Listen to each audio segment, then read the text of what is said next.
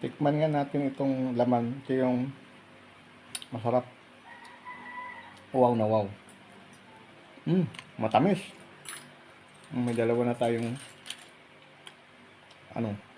seed.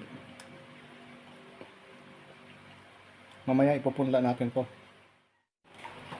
Ang iba nito ay galing, ang order ay galing ng Iran, Saudi, UAE.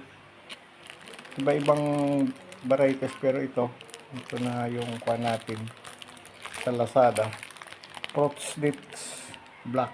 Okay. Magandang oras po sa mga manonood.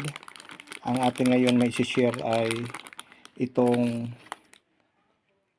dates fruits galing Middle East, Iran, Saudi at saka UAE. At subukan natin ito i-plant kung mabubuhay ito. Ito yung laman niya. Kagagaling lang ng Lazada. Thank you very much sa Lazada. At sa ating po pagpapatuloy ito ay itatanim natin kung mabuhay ito dito sa atin sa Pilipinas. Ito ay sa mga mga portion area katulad ng mga disyerto sa Middle East. Ito yung mga fruits na black dates, fruits palm. So mayroon tayo ngayon in order at isusubok natin itatanim. Wow, let's go. Ito mamaya. Variety ito ng Saudi na tinatawag na dates fruits palm. Ito ay itinanim dito sa atin sa Pilipinas at sinubukan itong ipunla. Ay ito yung kinalabasan. After ng mga 30 days,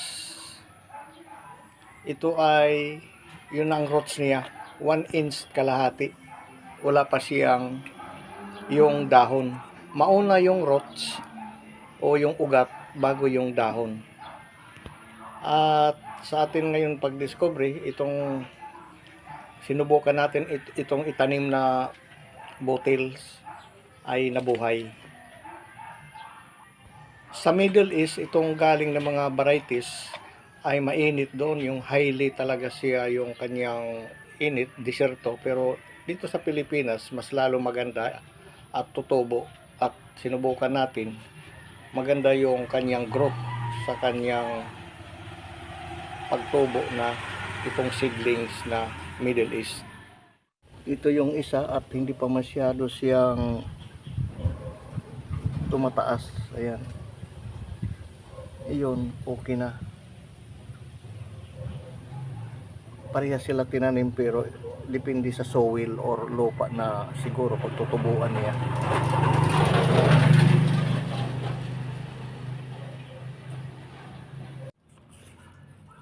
After 2 months, ito na yung seed niya, yung black seed na galing ito sa Saudi. Dalawang klase ito at galing din sa Iran. Yung varieties na ito ay mahaba yung isa, katulad nito. Meron na siya. Yun ang kanyang pag-seed. Pahaba. Mahaba din ang ano nito. Ang kanyang seed. Ito naman ay bilog na isa. Galing ng Saudi. Ito lang ang isang medyo na ayan, mga 2 months, medyo na mahaba siya. At ito wala pa yung iba. Hindi pantay sila pagtubo. Depende siguro sa soil. Mula nang itanim ito, 2 buwan na itong nagtubo itong dates na ito, yung palms, fruits. So ang update natin ngayon, at ito na yung nakita na atin ito ay tinisting kung mabuhay. Ito ay sa desert ito nabubuhay, sa mainit. Pero ito dito at mainit dito sa atin din lugar ay tumubo na siya. Ayan. Wow. Seed. So dito sa after 60 days, ito na siya ang kanyang, mayroon na siyang tangkay para siya isang unang dahon. Kung makikita natin nasa 3 inches na siya. Dito ang lalim, dito ang haba niya ng ugat hanggang dito sa mga, mas mahaba ang ugat kaysa dito sa puno.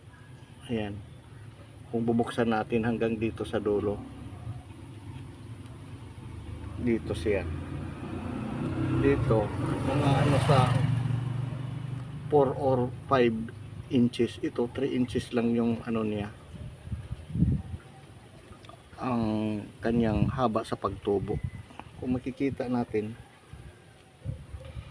mayroon siyang leaves or dahon. Ayan, unang dahon. Ito ang update sa 60 days bago siya mag ano siya, tubo or binhi.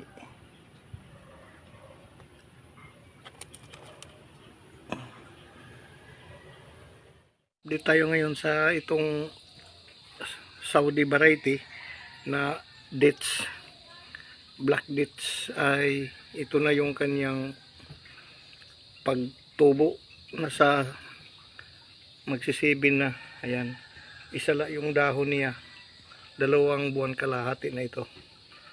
Atin ngayon na obserbahan kung paano tumubo yung galing Saudi na mga matamis na prutas nga sinasabi nilang variety ng black dates.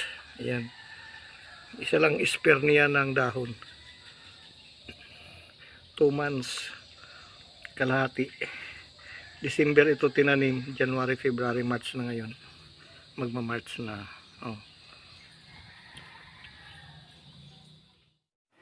Maraming salamat po sa inyong panonood sa atin panibagong Tanim Oras vlog. Sa susunod naman natin na pagbabalik, at huwag po makalimot mag-subscribe, and God bless po sa lahat.